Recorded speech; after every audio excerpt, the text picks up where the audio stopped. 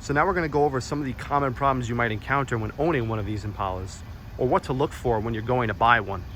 The ABS sensors like to go bad all the time on these cars. Now, the problem is with that is that it's part of the wheel hub assembly, so when they go bad, you have to change the entire wheel hub.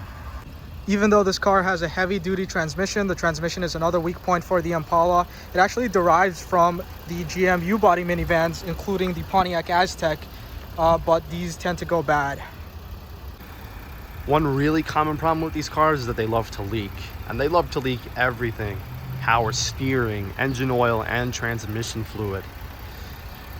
Something else that also happens when changing these lines are the fittings rust on the coolers themselves, and you have to order new fittings for them, which could add to the job cost and labor times. Sometimes when oil leaks on these cars, the oil will leak down onto one of the motor mounts. There are two motor mounts up front here, but there's also a motor mount down below. What happens is the motor mount gets saturated with oil and it winds up ruining the mount after time. Another very common failure point on these cars are the various lines for the external coolers. They rust and go bad all the time, and they leak.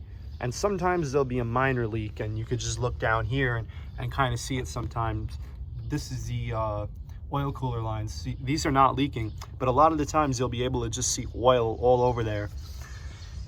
But sometimes the lines will be leaking so bad that the car will literally just be pissing on the ground. And I've had a couple that were like that. And these lines are not easy to change. The entire front clip of the car has to come off, and it's very labor intensive. So expect to spend at least $400 to $500 doing this job. Some of the common leak points on this car include the valve cover gaskets. They like to go bad all the time, and I've seen them leaking with even 30,000 miles on them. Of course, this car is only 3,000 miles, so this is a pretty good example of what clean valve covers will look like on this car. The door lock actuators also like to fail. Sometimes when they do fail, the doors stay stuck closed. That is not a position you want to be in. Another really common failure point for these Impalas is the AC and blend door actuators.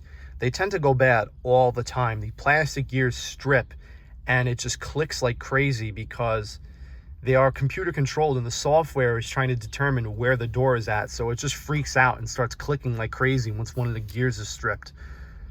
In this particular car, there are 3 of these, but 2 of them commonly fail, and they're all mounted on this side. The easiest one to get to is over here, and that's for the temperature blend door. But 2009 and 10 9C1s came standard with dual zone automatic climate control, so they had an additional actuator down here, which is difficult to get to. Another very common mechanical failure point on these cars are the AC condensers. They like to go bad all the time, and it's a fairly labor intensive job because you have to take off the motor mounts as well as the radiator to get to it. The rack and pinion steering on these cars also likes to leak a lot. And again, that's a very labor intensive job, so expect to spend some good money when doing that if you intend to have it done at a shop.